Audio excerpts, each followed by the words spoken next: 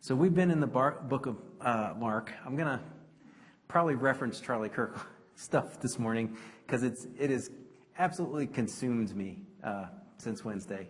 I don't like super relatable guy, has put his faith out there boldly. I think many of us who are Christians kind of like envied his ability to speak boldly into the faith, and in the face of people that just outwardly reject Christ, and just being able to speak plainly and lovingly to these people as they hate him. It's lots to admire about the guy, his intellect, just things that he's done. His ability to show restraint is kind of like where we're at this morning.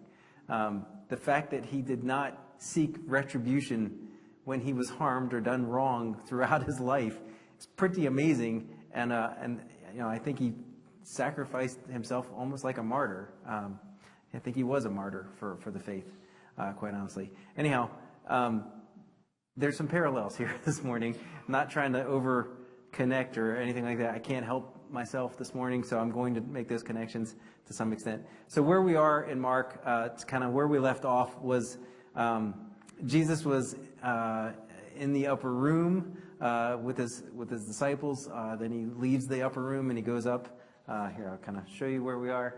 So the upper room is probably somewhere down here. It's not working. All right, yeah, you point it. Yeah, thank you, Zach. Be my pointer. So the upper room is somewhere down there in the upper city, and then that night they left and they go up to the corner there, which is the Garden of Gethsemane. And then sometime during that night, after Jesus had prayed 3 times, "Would this cup pass from me?" the Lord said, "No, this is the cup that I want you to drink."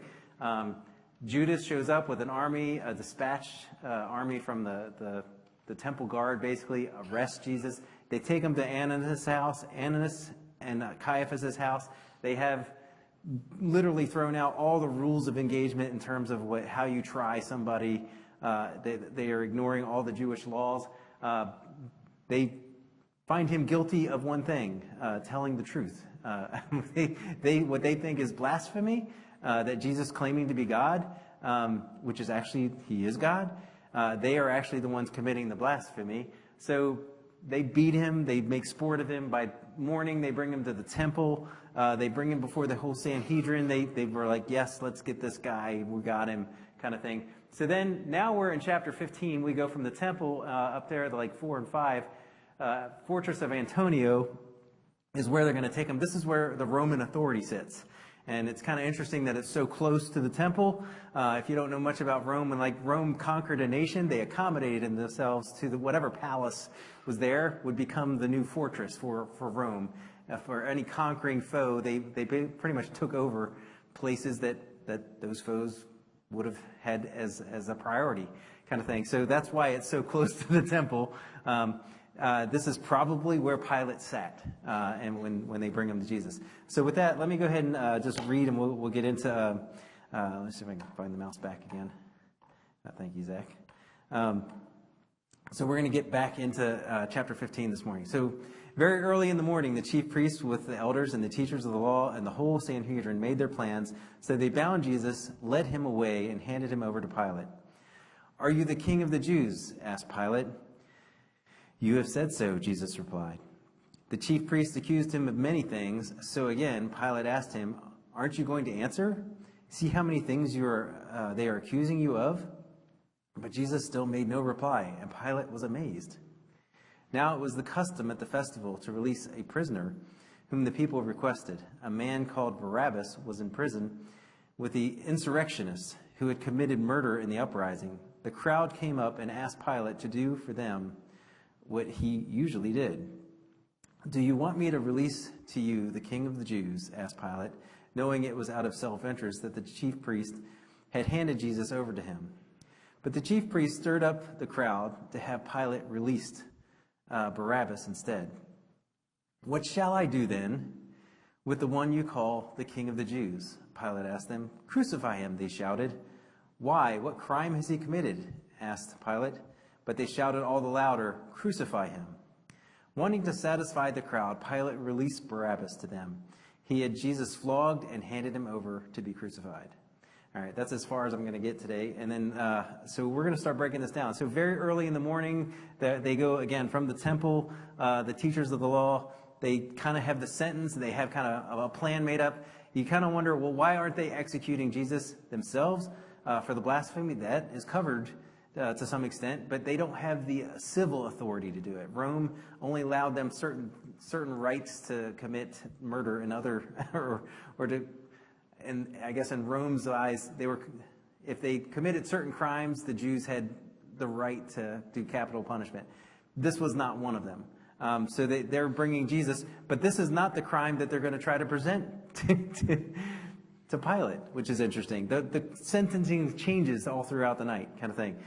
Mark, keep in mind, Mark omits a lot of things, so I'm going to kind of have to reference parts and pieces of the other Gospels to kind of make sense of more of this. Because like in the middle, like why does Pilate all of a sudden ask, "Are you a king?" Right? Like what prompts him to ask that question? You can't do that without getting into some of the other things. So what Jesus is doing is playing out the prophecy that he said in Mark 10, "Behold, we are going up to Jerusalem, and the Son of Man will be delivered into the chief priests and the scribes, and they will condemn him to death, and they will hand him over to the Gentiles." That's exactly what's happening here. The chief priests and the elders are handing him over to the Gentiles, the civil authorities. Again, Mark is very brief. He leaves out a lot of the interactions that are going on. John 18 alone tells us that when Jesus entered the Praetorium, or the Fort Antonio, the Sanhedrin stayed out. And the reason why they did not enter is kind of like really hypocritical. Like the pretense was like, it's the festival season. We can't be in a Gentile home because that defiles us ritually. So here they just spent the entire night disregarding all the Jewish laws over an innocent man, and had him basically, everything they were doing was against Jewish law. But by morning, somehow they became spiritual again and realized that we can't step foot into a Gentile's house, which I find kind of absurd. It kind of speaks to the irony here that they were zealous for rules and rituals, but they had no regard for morality. They were willing to kill an innocent man, but yet they do this. All right, so the Roman military, again, their headquarters is right next door. They seize him, they bring him into the palace. They're outside, keep in mind. Pilate's inside with Jesus. So it's almost like there's these two stages going on. Pilate is like going out, talking outside to those who are accusing, and then he comes back and talks to Jesus, kind of thing. So that's kind of like what's going on. They're going back and forth on a stage, in a sense. A little bit about Pilate, just so we have a little historical context. His rise to power was through a marriage, not through like any nobility or any kind of class that he was a part of. He married the granddaughter of Caesar Augustus. So Pilate was considered a very harsh administrator. He despised the Jews and their ways. He did not like them. In the first year he was there, he enraged the Jews because he had insignias, which they thought were graven images or idols. And it provoked the Jews into like violence and protest, which got him in trouble. Later, he goes to the temple and he steals the temple funds to build an aqueduct with the temple money. And again, the Jews had kind of a violent uprising. So like each time this happens, it goes up above and he gets in trouble because he's like needlessly killing people and provoking these people. And he's supposed to be just kind of keeping the peace and being a governor. So he's kind of in hot water over and over again in history as it stands, if it were. So having these incidents stack up against him, the Jewish leaders could have like expected like very little difficulty out of him because he had so many strikes against him. The thought was that like maybe the Sanhedrin felt like they had a little more weight in their things because like, you don't want us to go complaining above your boss again. You know, you've already killed some of our people unjustly, kind of thing. So there was a lot of pressure on Pilate in this day and age. So just a historian that wrote about Pilate, just kind of give you a sense of how harsh he was. This is what Philo, an ancient Jewish scholar from Alexandria, this is what he said. He says, his corruption, his acts of insolence, his rapine, his habit of insulting people, his cruelty, his continual murders of people untried and uncondemned, and his never-ending gratuitous and most grievous inhumanity. using words I don't usually use in my everyday language there, so you can tell historical record, not my words. Anyhow, this is a bad dude. Like, he's a horrible person, right? So Jesus enters into this guy's presence, and he's bound. And I think the idea here is he's bound because he's made to look like he's a dangerous person. Not like he is. Like, he willingly was going along with everything. But he's made to look like he's a criminal, and he stands before this abusive governor who really hates Jews and could care less about Jesus or anybody in the crowd. And this is what the picture we're unfolding. And then you see, are you the king of the Jews? This question seems really, again, out of context. Keep in mind, he's going back and forth. He's getting like, why have you brought this person to me, kind of thing. And then they're saying their side of the story. And then he's going back and he's telling Jesus, like, the things that they're saying. And Jesus is just standing there quietly. And he's just asking these questions over and over again as he's going back and forth. And then if you look at Luke Luke 23, verse 2, one of the things that they said, the accusations that they said, when Pilate is going and talking to the Sanhedrin, he says, "We found this man misleading our nation and forbidding to pay taxes to Caesar and saying that he himself is Christ a king." So they gave him like three things there to go after, the three charges: lying, tax evasion, and kingship. And what Pilate, for some reason, focuses in on is the kingship part. Like, I don't know if like lying and tax evasion was like he could care less about, but it seems like the kingship was something that he cared more about. Like, is this guy a threat to Rome? That's probably his perspective as he's going into this, and he's starting to ask questions. And in the midst of these questions, John records Jesus actually does say a couple things, little things here and there, back to Pilate. And one of the things he says is, "My king, are you a king?" And he obviously says yes. But before he said that, like, Jesus said the kind of king he was. He says, "It is not of this world," is what he said. So Pilate has to interpret these words. What does "not of this world" mean? In other words, Jesus is not talking about an earthly kingship, is what Pilate's hearing back to him. So again, Pilate is trying to figure out, is this guy a threat to Rome? Keep in mind, Jesus is standing there already bloodied and beaten because they've made sport of him all night. He doesn't appear like a king. He doesn't appear even like a threat. And it seems kind of silly that he's even bound at this point.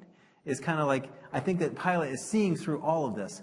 And then reading those words back from Jesus about, this is not, my kingdom is not of this world.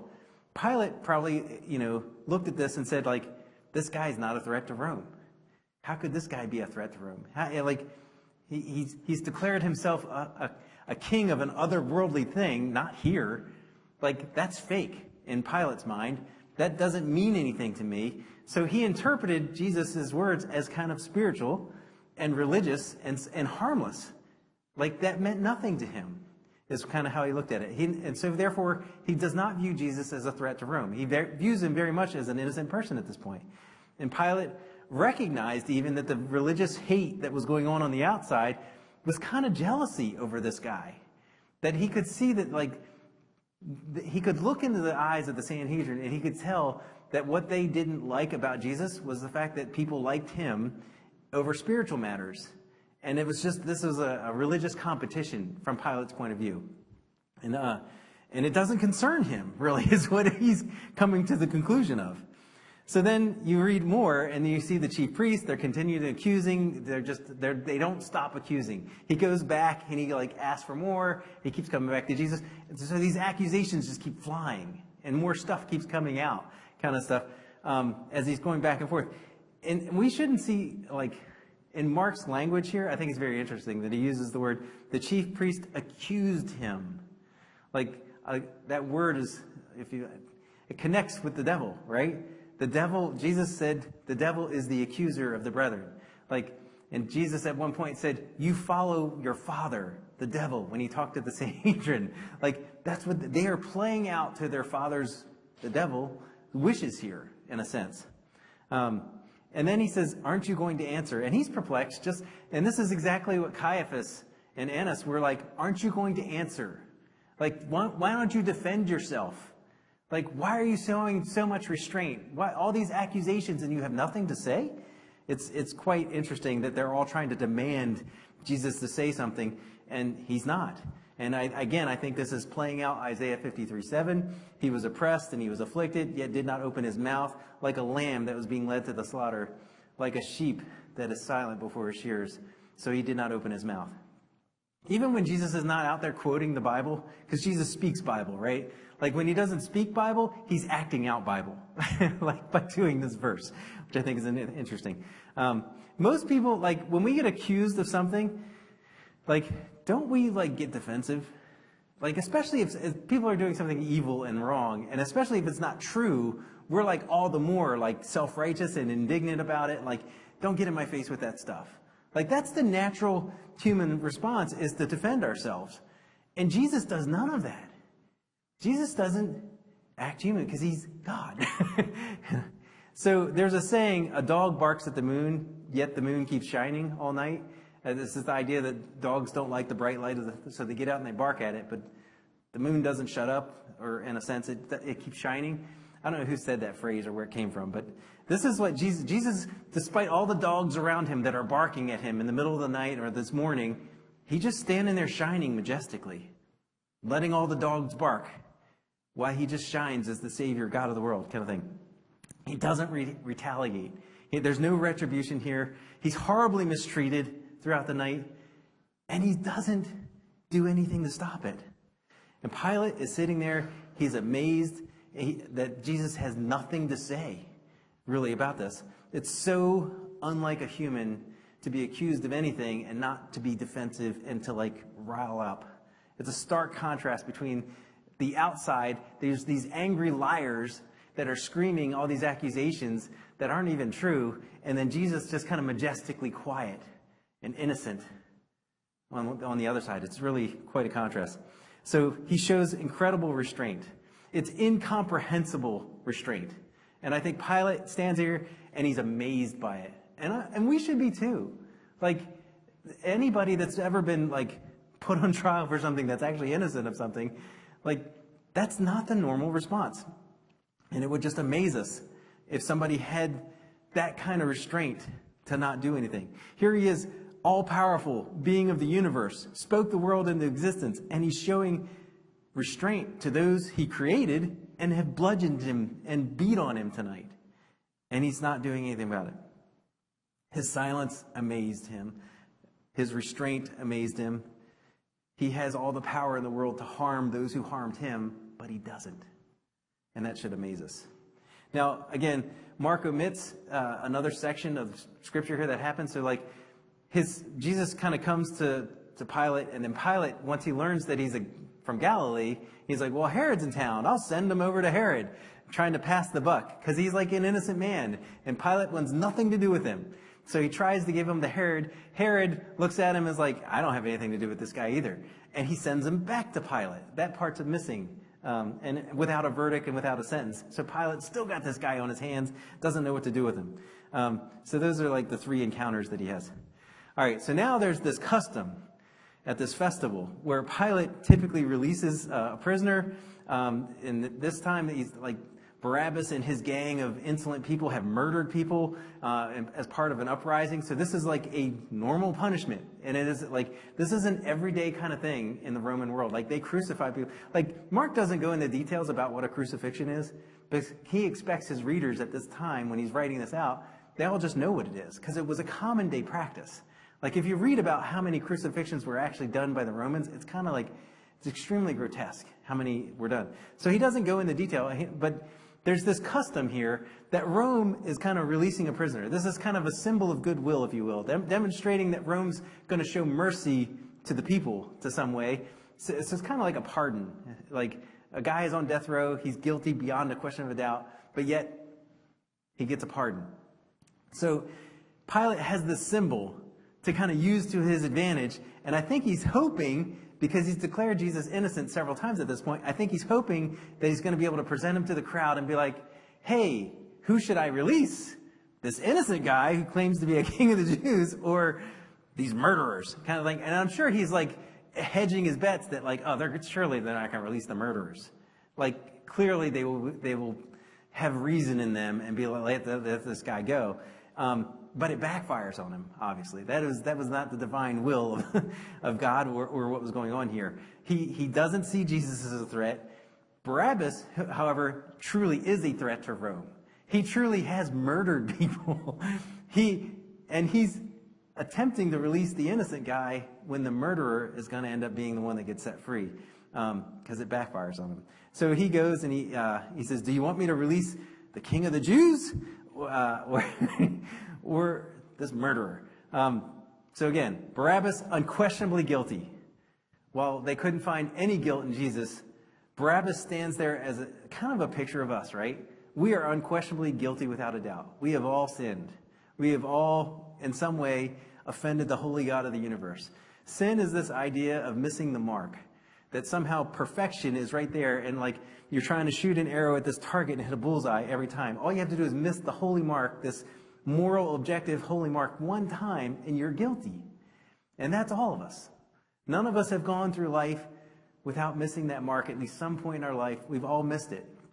And Jesus here, an innocent man who has never missed that mark, who has always been perfect in every possible way, is standing before these people on trial for condemnation for something that he didn't do. He's going to incur the guilt of what Barabbas was actually guilty of. He's going to incur the guilt that we are guilty of on our behalf and suffer for it. So Barabbas is given this gift of life, this gift of freedom, this pardon, as we do, spiritually. Jesus dies on this cross. We are offered this gift of pardonship by putting our trust and faith in him.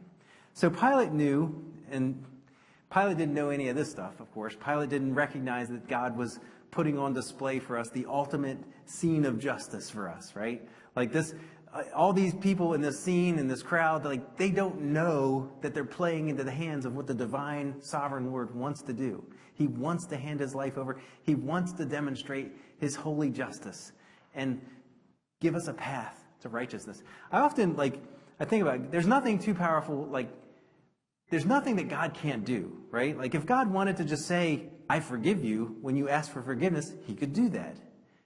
But God wanted to do far more than that. He wanted to display that he was a just God and that sin was really wrong and it needed to be punished. So he puts this demonstration, this gesture for us, if you will, in play for us so that we would understand that God is not just a loving God, that he would love us so much that he would die for us, but he is a just God.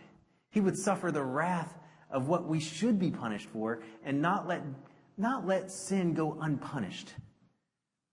That's the justice that's playing out here. He is incurring the wrath and guilt of what a guilty man would face, but he's innocent. And he does it on our behalf. So again, Pilate knew the Jewish leaders. They were acting in self-interest. They were jealous of him. He knew that they're not loyal to Rome, not in any sense of the way, but yet they were saying things like, if you let Jesus go, you're no friend of Rome. And those things probably scared Pilate because it harkened back again to these strikes that he had against them. They were all stacked up against him. He's like, what if these guys go and complain? Like, I'm going to lose my head over this, potentially. If I let this guy go, these guys might turn me in somehow. This is going to provoke another ugly, violent scene. These guys, they say you're no friend of Rome, like as if they are a friend of Rome. Another lie, right? They're trying to portray. These guys are snakes. They don't love Barabbas. They're motivated by their own self-love, their jealous ambition. Augustine wrote the City of God versus the City of Man. This is a book that Augustine wrote. The City of God is about loving God first and sacrificing and giving everything to God. The City of Man is about self-love. And what you're seeing played out here is this idea of what the City of Man looks like. Self-protecting, this jealous ambition. They would rather murder Jesus than face the fact that they're horrible human beings, kind of thing. They deny his divinity, even though he's proven it beyond spades. The crowd is seemingly very easily influenced by the Sanhedrin here as well. Like you notice, They're stirring up the crowd. It takes nothing to get this mob on their side. When people have hate for somebody, it's not hard for them to just latch on, and that's like all they see.